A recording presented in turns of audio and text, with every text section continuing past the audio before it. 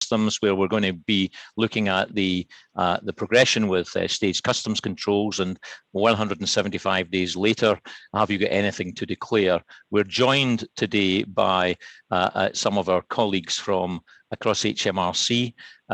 Today's presentation will be led by Lindsay Neal, who's in the stakeholder engagement team, and someone that at the British Chambers of Commerce and Chamber Customs we speak to regularly and feedback to.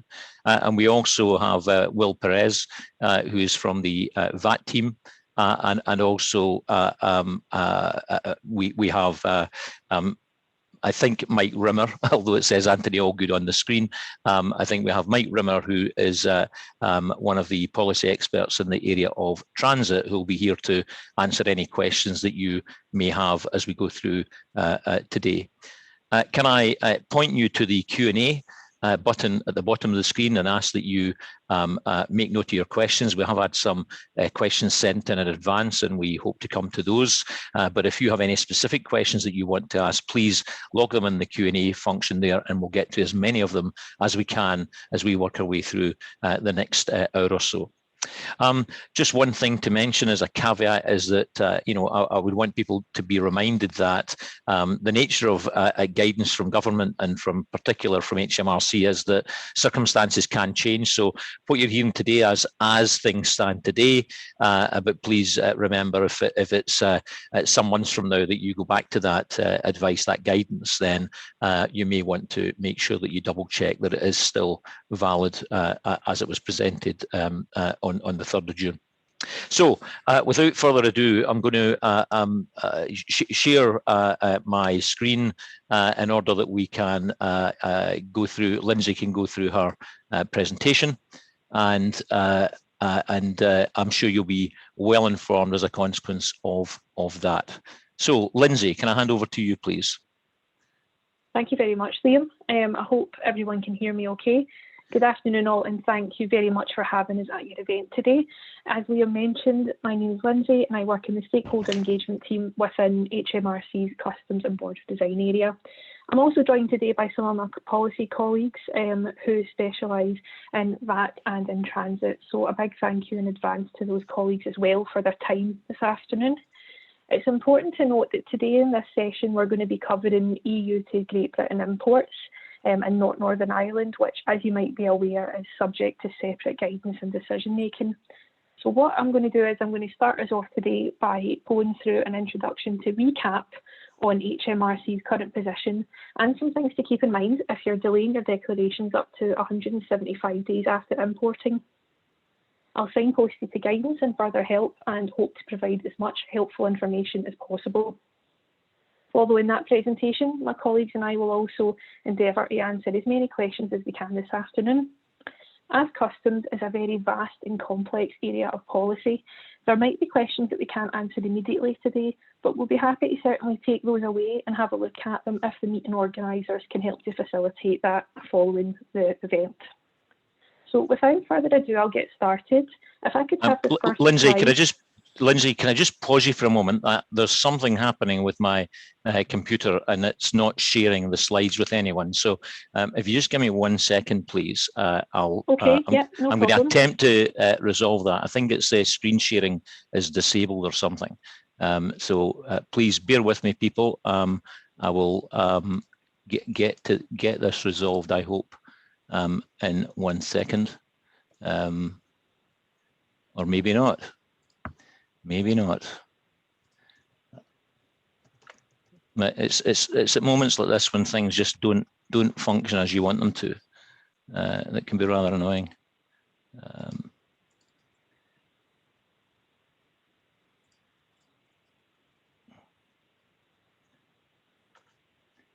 Folks, can I ask Heidi, do you have the presentation there, and perhaps you could share the presentation, because my computer seems not to be receiving, taking any responses at the minute. It's nothing is clicking. Here we go.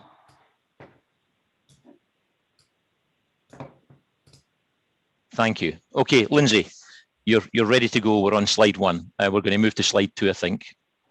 That's great, Heidi. If you could bring up slide 2, that would be fantastic. We're on it. Key messages, Lindsay. Thank you. So, New border controls for imports coming in from the EU are being introduced in stages, which I'm sure attendees will probably be aware of. This started on the 1st of January this year.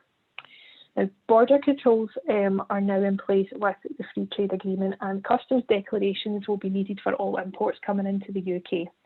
This means that you must make customs import declarations for any goods that you brought into Great Britain from the EU since the 1st of January this year. If I could have the next slide, please, Heidi. So just to recap, this means that traders bringing goods from the EU into GB will need to declare their goods to customs.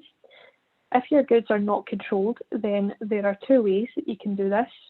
You can either make a full declaration at the time that goods arrive into Great Britain, or you can delay your declaration for up to 175 days by making a declaration in your records and submitting information to Hmrc using a supplementary declaration. Now, just to bear in mind that if you're moving controlled goods, you will need to make a frontier declaration, which can be full or simplified, or traders can use transit. If we can move to the next slide, please. So, supplementary declarations. If you're bringing in non-controlled goods into Great Britain from the EU, you can make a declaration into your commercial records, which is sometimes referred to as EIDR, and delay sending Hmrc the full information about your goods by up to 175 days from the date of import. So, for example, if you brought in goods on the 1st of January this year, you'd need to make your supplementary declarations by the 25th of June this year. And the supplementary declaration provides customs with more information about your imported goods that can then be used to work out the amount of duties and VAT that you need to pay. We could have the next slide, please. So getting into a bit more of the detail on what a supplementary declaration is.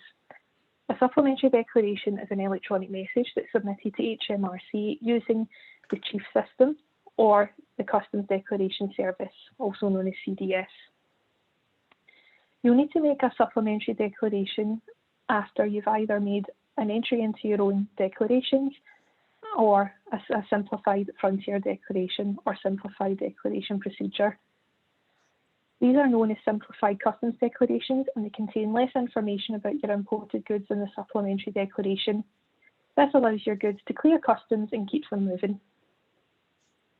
And if I could have the next slide, please. So as I mentioned, in order to submit that information, you'll need to use either the Chief System or CDS. Now, that could be yourself or someone that's dealing with customs for you, and you must be authorised by Hmrc to use either of the simplified customs declaration processes before you can submit your supplementary declaration, and you can apply for authorisation by completing Form CME 48. If you've not already applied for that, then you should do that as soon as possible. Can I have the next slide, please? So let's say you are deciding to complete supplementary declarations yourself. Here's what you'll need to do. First and foremost, you'll need a URI number. So you'll need a URI number beginning with GB before you import your goods. You'll also need to apply for a duty deferment account. If you make a declaration into your own records without getting authorisation in advance, you'll need to have a duty deferment account or submit the application at the same time as you apply for a simplified customs declarations processes. As an importer, applying for DDA means that you can delay paying most customs charges, including customs duty, excise duty and import VAT if you're not using postponed VAT accounting or if you're not VAT registered. Having a duty deferment account lets you make one payment a month through direct debit instead of paying for individual consignments. And if I could have the next slide, please. Some other things that you'll need to do if you're doing your supplementary declarations yourself. So for financial guarantees, most traders won't need a financial guarantee with their DDA, but you'll need to apply for a guarantee waiver. Otherwise, you'll need to provide a guarantee to be approved for a DDA. As I mentioned previously, you'll need to be authorised to use those simplified customs declarations, and if you've delayed or if you're going to delay your declaration, this is due within 175 days of the date that your goods are imported. You'll also need to get access to the system to submit your declarations. So that will be getting access to Chief or to CDS. And if I could have the next slide, please. There's a little bit more information here about accessing those systems.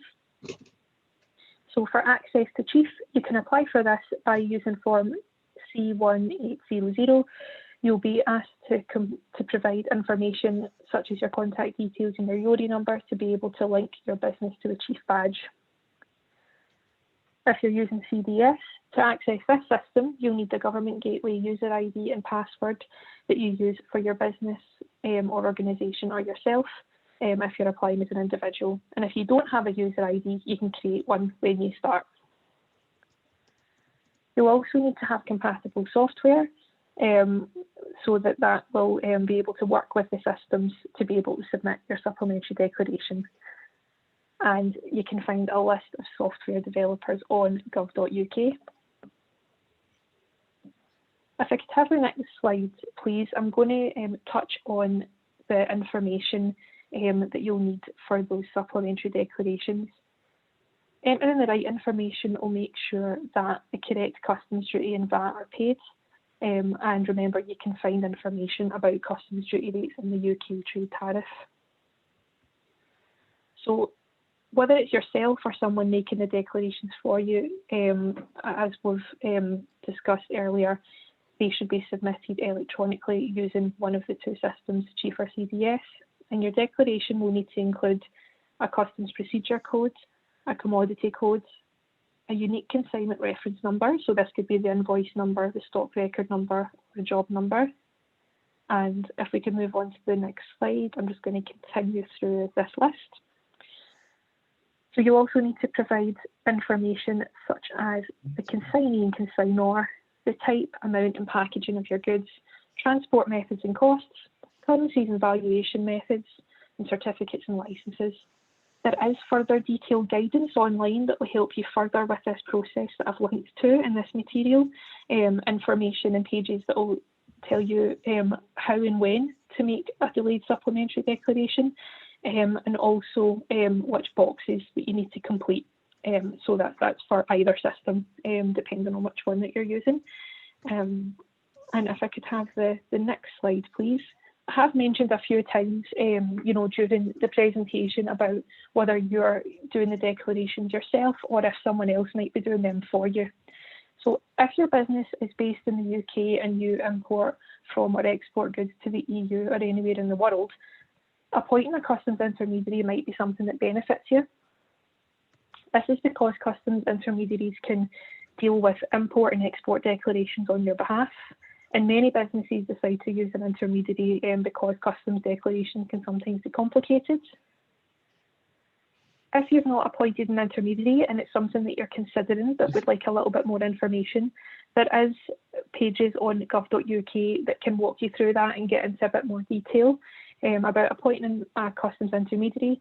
There's also a list of intermediaries that can help you and their contact details. But of course, before appointing somebody, there's a few things that you probably need to have a think about, and you can find more guidance on things to consider when you appoint a customs intermediary as well. So I've embedded a few hyperlinks there to that guidance in case that's of help to any of our attendees today. If I could have the next slide, please. So I'm just going to touch on postponed VAT accounting. With UK VAT registered traders who delay their supplementary declarations, they should account for import VAT on their VAT return by using postponed VAT accounting, or PVA as it's sometimes referred to for short. UK VAT registered traders who import non-controlled goods from the EU to Great Britain from the 1st of January 2021 use simplified customs declarations procedures where authorised and make an entry in their records must use postponed VAT accounting. In other circumstances from the 1st of January this year, UK VAT registered traders will be able but not compelled to use PVA to account for import VAT on their VAT return for goods imported from anywhere in the world. So we're approaching the end of the presentation. If I could have the next slide, please. So what I'd like to signpost to is just some more help and support available.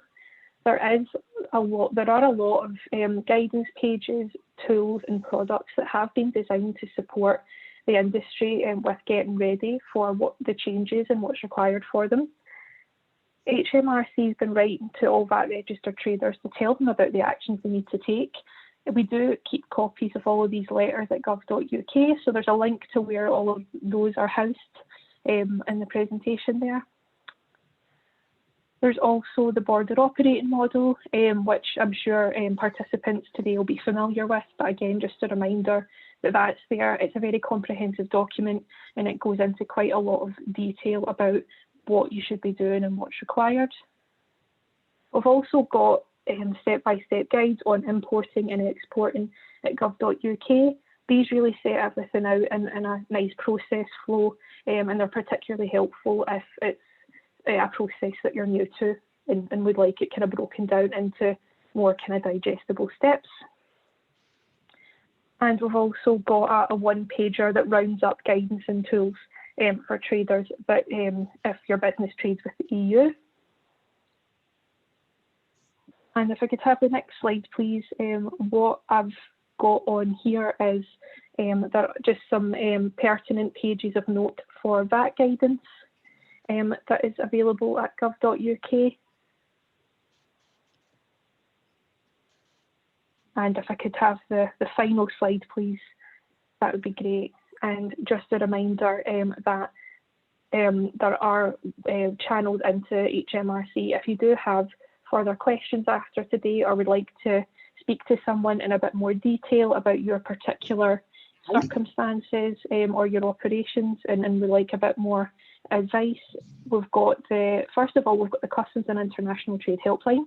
This helpline is the main channel in for customers that have got general customs queries. They can help with the vast majority of operational queries and also general calls about NCTS and GVMS.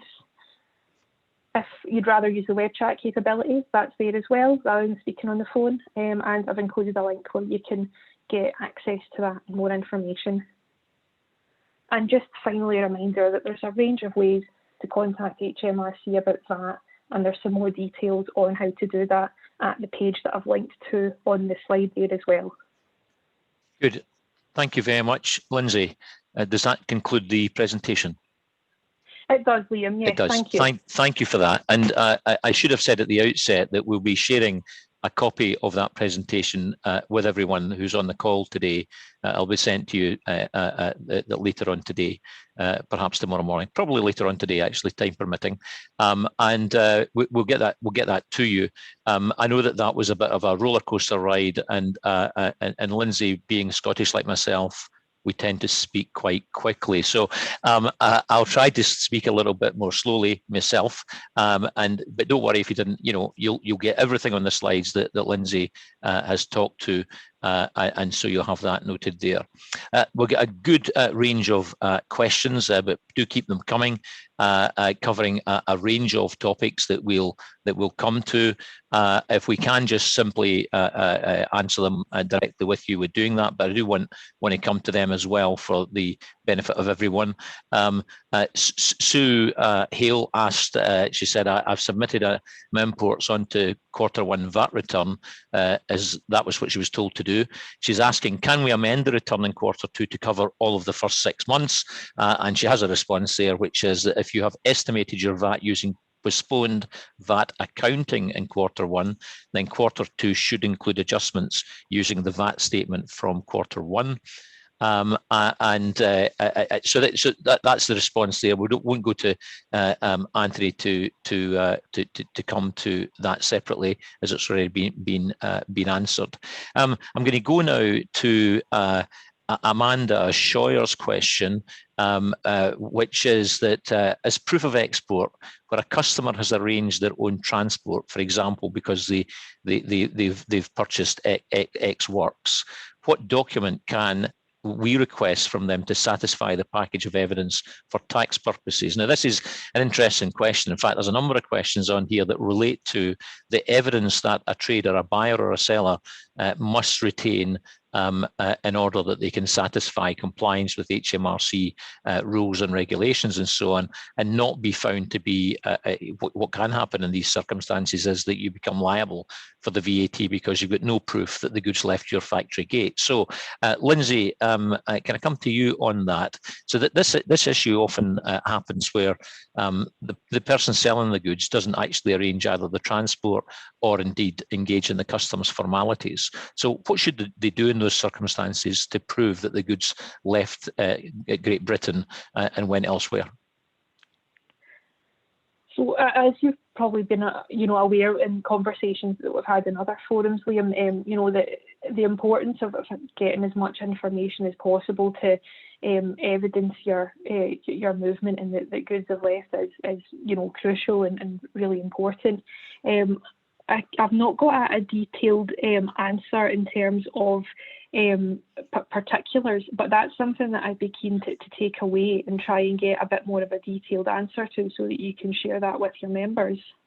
Yeah, happy to do that. What I will do is I'll chip in myself, if you don't mind, and give an example of what I know a few firms do that we work with, where everything they sell as X works. And what they do is that the buyer of the goods, when they buy the goods, the terms and conditions of sale include that if they have not supplied the proof of export, the C88, to show the goods have left the country within a certain period of time, and one of them it was 120 days, others it was much less, then the seller reserved the right to charge the VAT, recover the VAT from those goods, as there was no proof they'd left the country. So some people build it into their terms and conditions of sale that whilst they will sell X works, they expect to receive that proof, otherwise they become liable. They could become liable for the VAT. So that's an example of practices that I know exist with a number of firms, and those firms tell me that once they put those terms in place, that funnily enough, usually it takes one invoice for VAT recovery to make sure that they always get proof of the export having happened. So hopefully that covers that for you, Amanda. But the responsibility remains yours, no matter you sell X works or whatever trading terms. If the goods are, in your view, leaving the country, then and your understanding is they're going to leave the country, then you need to acquit yourself of that liability, and the responsibility is yours to be able to do that. And so that's some tactics that people have employed in with regard to that. So let's go to another question. Neil Real Rutley goes to much the same thing, which is about documentation, and is looking for advice on knowing what his shippers are doing. So he says, I have kept a track of all imports, but do not have documentation for all of them from whoever has shipped them. So DHL, FedEx, and Ames he says, are terrible to contact, for example, and you just don't know what the shippers are doing. So this is for import rather than export. Could we talk to that, Lindsay? I mean, you in your slide, you talk to the kind of information that people need to retain, but where would you expect them to be able to get that information? I can answer that for you. Well, in terms of where they can get it from, I know that there has been, we're hearing across the piece, that there are, some challenges with being able to get the information. So I'll just see if I can get into a bit more detail on that for you. So really, that there's a much more detailed breakdown that I can provide in terms of what information would be required. So we're looking for the declaration type and the codes, the declarant's reference number, the consignor name and address, and you might also want to supply the URI number, the total number of packages, the type of representation, the country of dispatch, the invoice currency and the amount and the item price. We also are looking for the statistical value, the location of the goods, a description of the goods, the commodity code, packages, marks and numbers, the customs procedure code, the previous document, class type and reference number, and the date and time of entry in records. So you it's might quite a also lot. need to It's quite an extensive list, isn't it? And obviously, as much information that can be provided as possible. We're also looking for the mode of transport and the container number, if the container is given as a mode of transport, along with the country of origin. And if goods have been released from a warehouse, then the warehouse ID number as well. So you're right, Liam. It's a very there's a range of information that can help document an item coming in and where it's come from and how much it's valued at, etc. As much information that can be supplied as possible to help with that, is going to help get your goods through customs. Yeah, and in terms of where you would source that information, that's the information you need to get. But actually, you should have most of the information you require on a commercial invoice. So who you're buying the goods from, what did it say in the invoice about those goods in terms of their commodity code and so on. You would have the consignor's information there as well, one would expect. And then you need to know for import of all those other items and mode of transport and what the routing is and the like. And actually, Lindsay did say in her presentation, customs declarations can be complicated. And actually they are. And that's why there are, people tend to use brokers and agents to help them.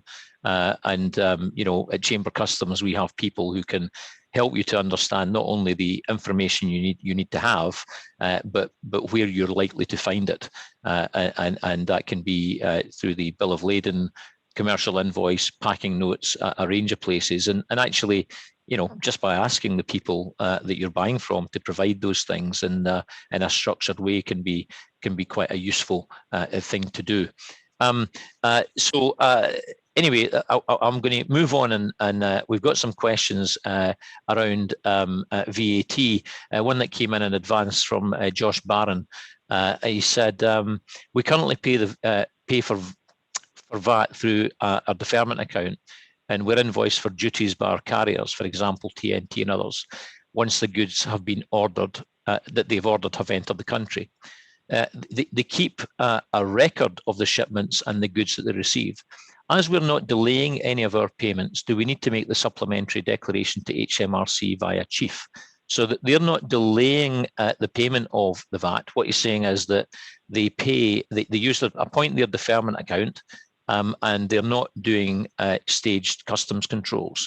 So the question is, do they need to make a supplementary declaration to Hmrc as well as what's been dealt with on TNT and the appointment of their deferment account? And I know this is something that people can become confused with, because there is the full declaration still available, and then there are staged customs controls and the use of supplementary declarations 175 days later. So in respect of Josh's question then, if he's accounted for the VAT using his deferment account and paid any duties due at the point of entry, does he need to make a supplementary declaration?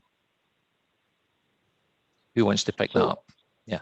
So I'll defer to my VAT colleagues on the VAT side of things, but just to reiterate that that the supplement, if you're making the supplementary declarations is something that's been brought in as part of the staged customs controls, to help traders have a bit more time to get used to the new procedures, and also as because of COVID-19 and obviously the impact that's had on businesses as well. So although there's the option to do staged customs controls and supplementary declarations, that's not a must-do. So there's and in fact, if you're importing controlled goods, then you would be doing full customs declarations at the point of import anyway. So there's just to reiterate that's that doing delayed declarations is an option, and hopefully a helpful one for some businesses that are getting used to doing importing for the first time. So I just wanted to reiterate that point. If you've done a full import declaration, you certainly don't need to do a supplementary declaration because you've already declared everything up front. if I could perhaps defer to either Will or Anthony, if they're on the line and able to hear, if they're able to pick up the sort of VAT side of this question, because I'm conscious it's a bit of a two-pronged question here. So it is rather, but I think the fundamental is that if the VAT and duty has been accounted for at the point of import, then it's paid.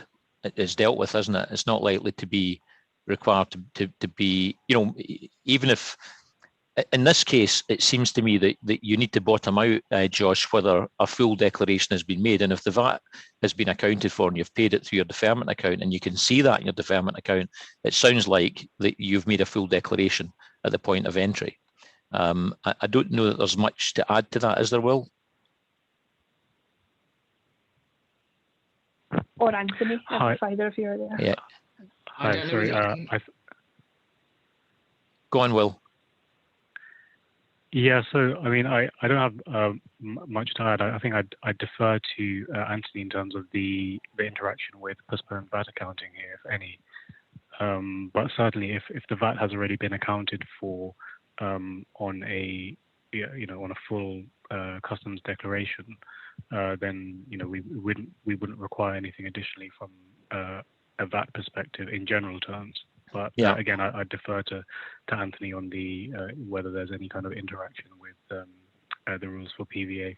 Yeah. So Anthony, just on that point, Josh is saying I've dealt with the VAT on using my deferment account, but if this was an import, and it's not clear that it's from Europe or elsewhere, but let's imagine it was an import from the EU after 1st of January. Could a trader be using their duty deferment account to pay the VAT, or would they be compelled to use postponed VAT accounting?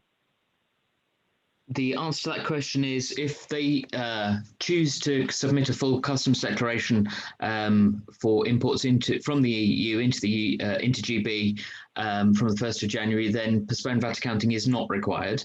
To reiterate what fellow callers have said, if the trader in this case has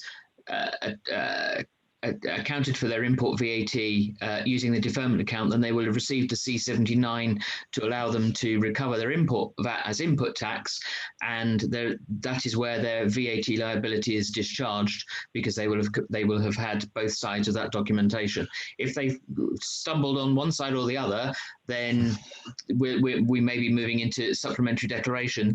But no, imports from the EU have the option to use full customs declarations and the full range of means of accounting for VAT on those. That's it. And I just wanted to get that point, draw that point out.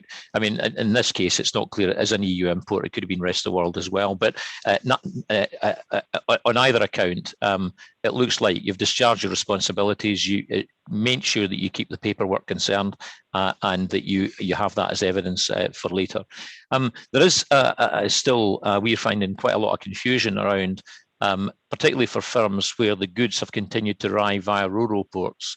And we have a number of questions here that I'm going to pull together and kind of conflate into one that I'll pose to you. So it's around the knowing where to get the information they require for goods that have arrived without any customs declarations being made by the trader who's receiving the goods. What are the options available to? I mean, we're having this webinar today because we know that some people are struggling to understand all of the guidance that is available online and that you've linked people to. But when they're receiving goods and have continued to receive goods, is there any kind of leeway in terms of the paperwork that they need to collect? Because many people on the question asking questions here are saying, look, I'm really struggling to get the paperwork. TNT or UPS arrive with goods and deliver them to me. And I've got my packing note, probably. I've paid for them, so there must be an invoice somewhere, but I can't get all the other paperwork that's related to the goods. Is there anything that we can do in terms of getting courier companies to be more free with the availability of that information, Lindsay? I mean, what can traders do? Well, first of all, I completely understand, the concerns around, not perhaps despite best efforts, shall we say, not having, all of the right information, to complete the declarations. HMRC are taking a very, our kind of approach with this as one of support. We want to try and make sure that businesses have everything that they need in order to confidently complete their declarations, and we also want to make sure that they feel confident around where to get that information from. Now, if there has been instances where we've seen non-completion or non-compliance, if you like, we are going to make sure that we take those who are deliberately non-compliant or repeatedly deliberately non-compliant, take those instances seriously and make sure that they are followed up with the right actions. But also when there's been instances of maybe the trader being like non-deliberately non-compliant, if you like, we will be looking at that.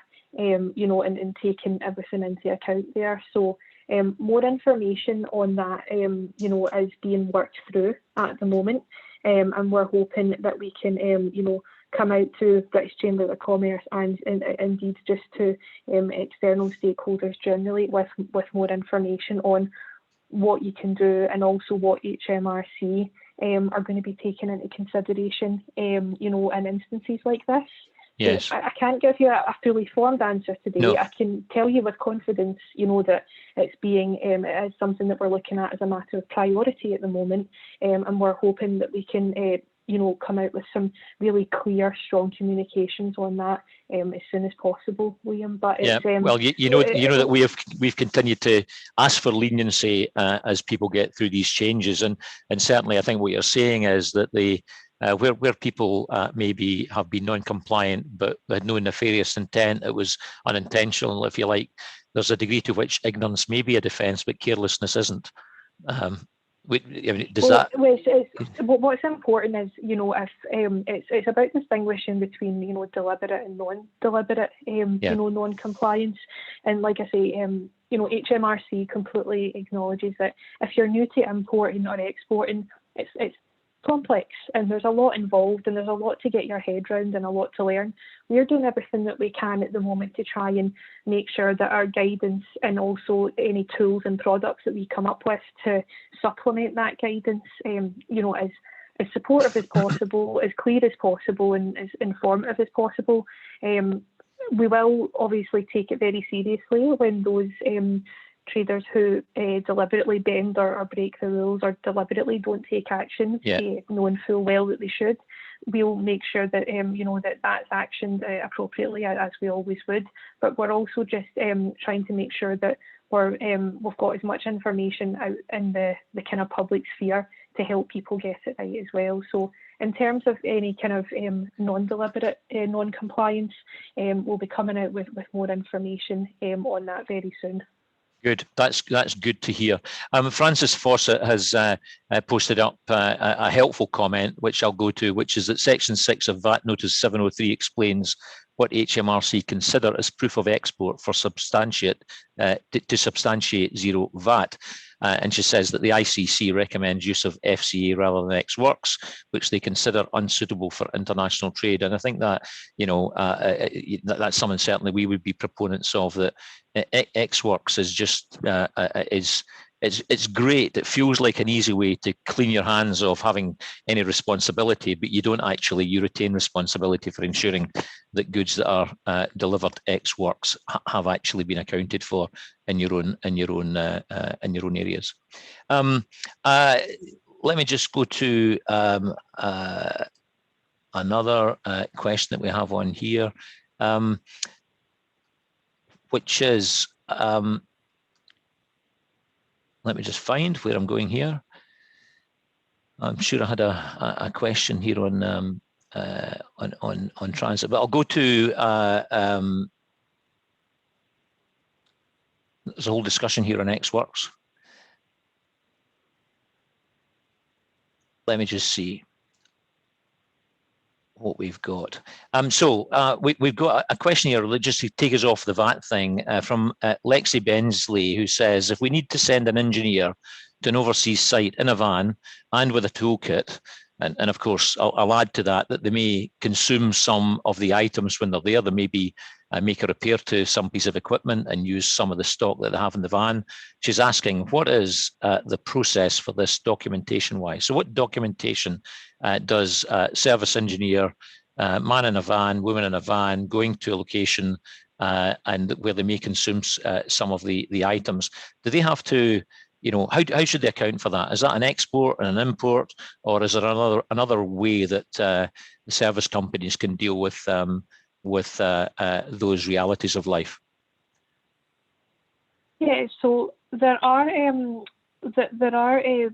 processes in place for goods that you send out for processing and repair,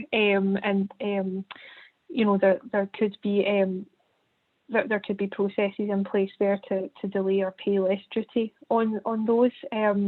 So I can obviously share guidance to be sent out after the event, but it sounds like it could fall under outward processing if it's goods that are being sent out for repair or maintenance and then brought back into the UK again.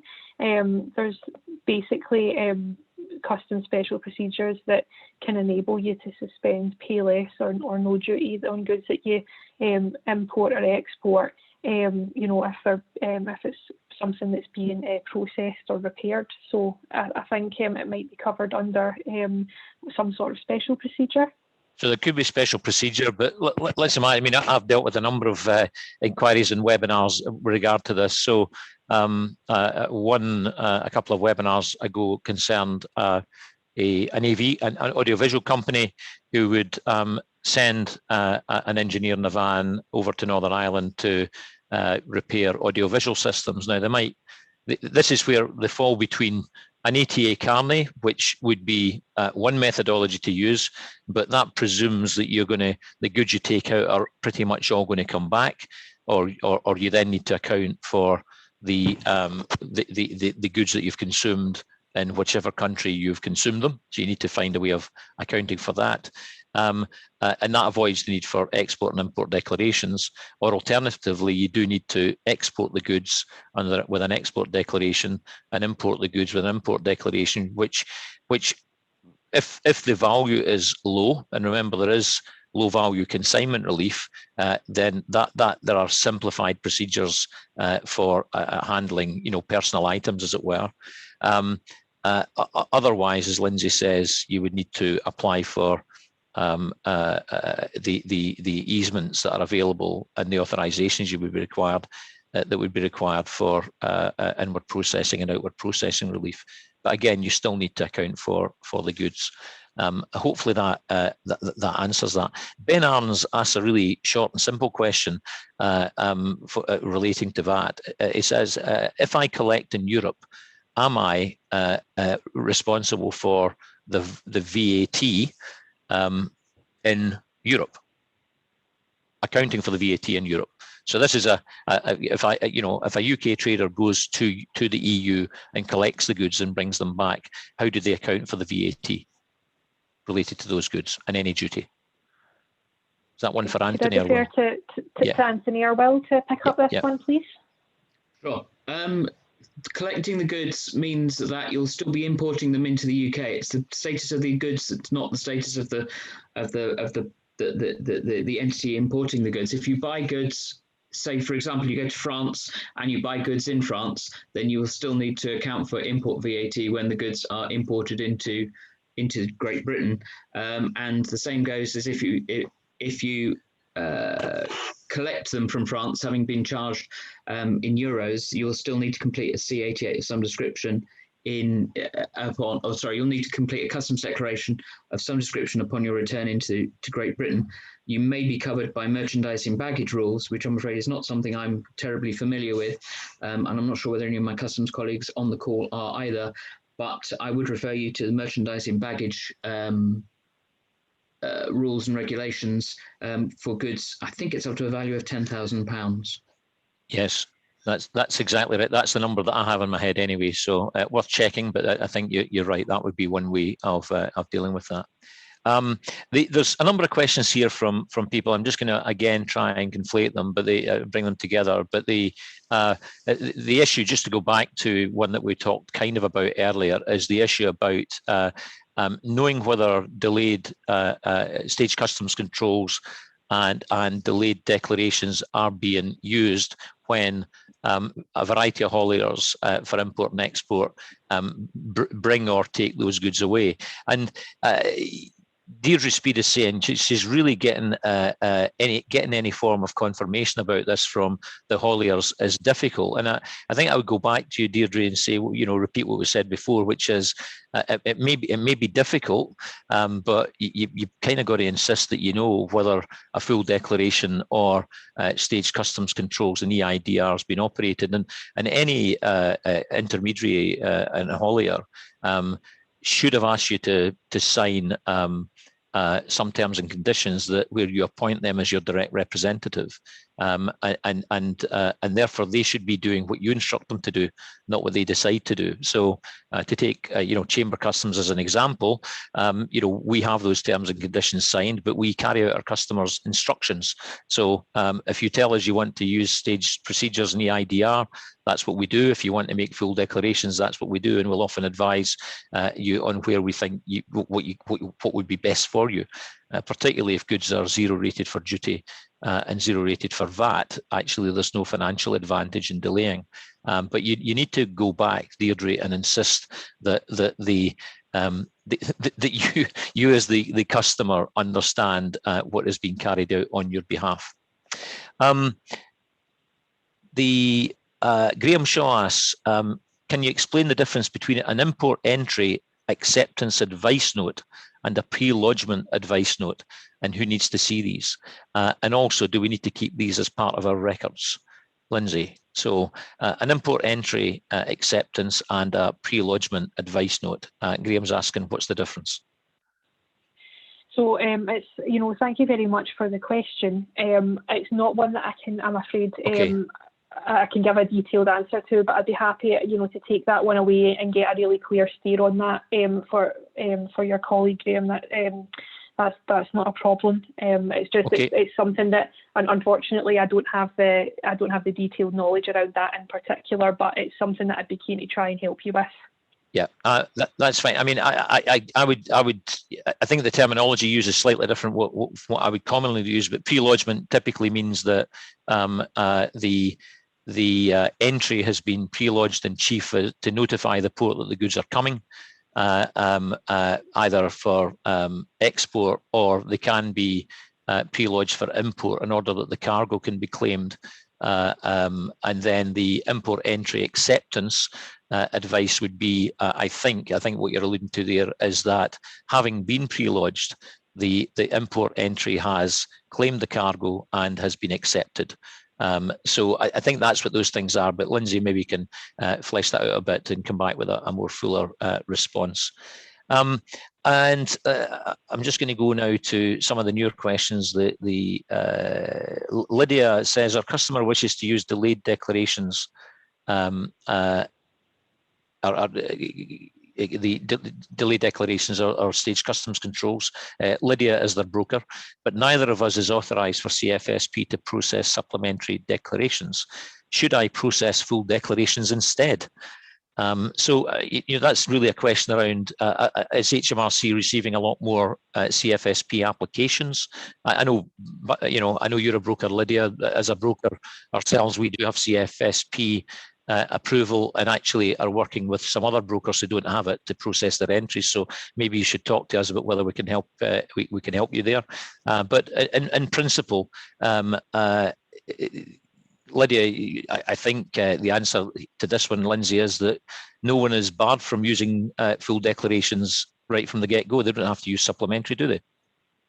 No, it's It's a measure that's been brought in as an option to help support businesses that are new to importing. So, but if they want to do, a full declaration at the point of import, then they can certainly do so. Of course, everyone will move to that eventually as part of stage customs controls, but it's not a must do at the moment. No. It's really just something that's been put in place, taking into account everything, that's happened over the last year with COVID, and the fact that businesses are new to these processes. So that's why stage customs controls has really been introduced by the government. It's not a must do by any means, but it's there, and I know that certainly a lot of traders are looking to use that option, but it's not a must do if you want to do full customs declarations. And as I touched on before, depending on what kinds of goods you're bringing in, for some controlled goods, for example, it's full customs declarations from the get-go. So it's so yes, absolutely, she can do full customs declarations, if that's what she wishes to do at this point. Yeah, and actually there may be, as I mentioned earlier, if there's zero duty, zero VAT, there's no cash flow benefit. And one of the very welcome things about stage customs controls from our point of view was that actually it helped with cash flow for those traders who are having to account for import VAT, postponed VAT accounting, huge help to cash flow in that regard, and also the stage customs controls and guarantee waivers on deferment accounts. And we would encourage everyone to apply for a deferment account and a guarantee waiver. It's available, and the Hmrc responded very positively to implementing that. So I'd encourage people on the call, if you don't have a deferment account for your firm, then apply for one and apply for a guarantee waiver. It's not overly complex to do, and you'll find it will ease things for you as we move away from stage customs controls into full declarations. So Lydia, if there's no there may be a financial impact on your client in that they have to pay VAT and duty much sooner than they would have to do if they were using stage controls. But do give us a call if you think we can help you on any of that too. Helen Vaughan asks, she said, we send our engineers' equipment to Malta to allow them to carry out calibration of our customers' equipment. Are the receivers due to pay the clearance on arrival, or are we? So if we flipped that the other way about, if Helen was receiving that equipment into the UK in order that she had her equipment calibrated, then I think the easy answer there, Helen, is yes. Whoever receives the goods as the importer of record and would need to account for the goods, whether it's in Malta or here, but you need to check with the Maltese arrangements. Can I come to one last thing on transit? And that's a question or a frustration that we're hearing, and it's represented in one of the questions that we received in advance.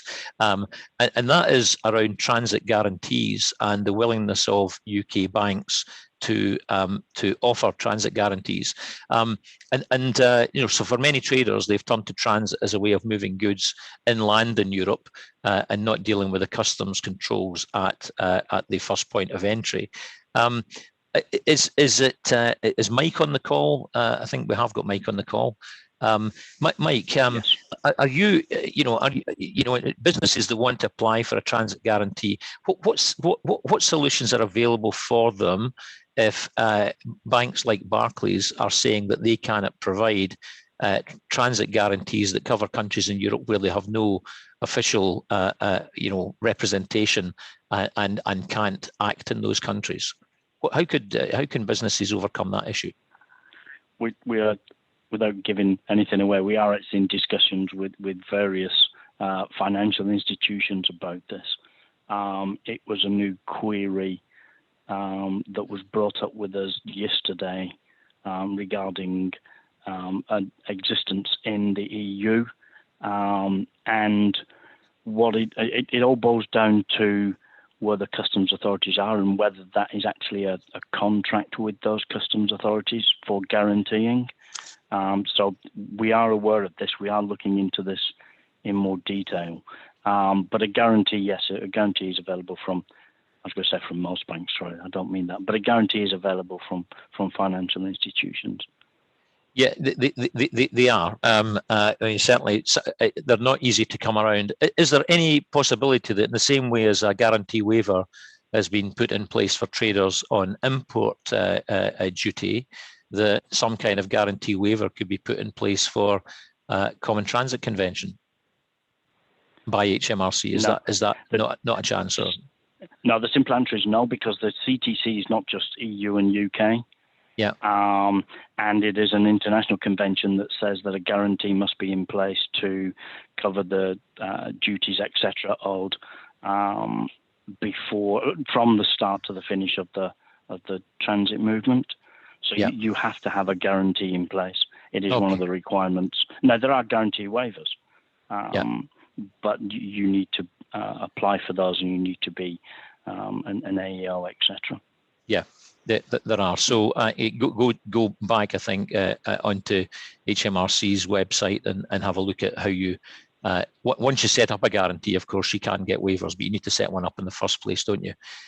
It would be remiss of me not to mention that Chamber Customs will be offering transit movements as a service from the 14th of June. And with that service, we have an arrangement whereby you can buy a guarantee from us for each consignment at pretty low cost, actually, and that covers all of the countries of the Common Transit Convention. So that'll be available, and we'll be going into the market with that on the 14th of June. If that's something that interests you, then please talk to your local chamber customs office at the Chambers of Commerce in your area. Anyway, I'm now going to, conscious of time, with 1 minute to go, I'm going to quickly wrap up by saying thank you to you all for coming and joining us on the webinar today. Thank you to Anthony, to Mike, to Will, and of course to Lindsay for joining us from HMRC and hopefully providing you with some of the answers that you were looking for. There's a lot of questions in the Q&A that we haven't been able to come to. We're going to grab those and we're going to try and create a summary answer to them, and then we'll share, without sharing names, we'll share those with you as part of our output. And that may come to you next, maybe Monday before we get to that, but we'll come to each of those and try and answer all of your questions. So thank you all very much. Enjoy the rest of your day. Bye-bye.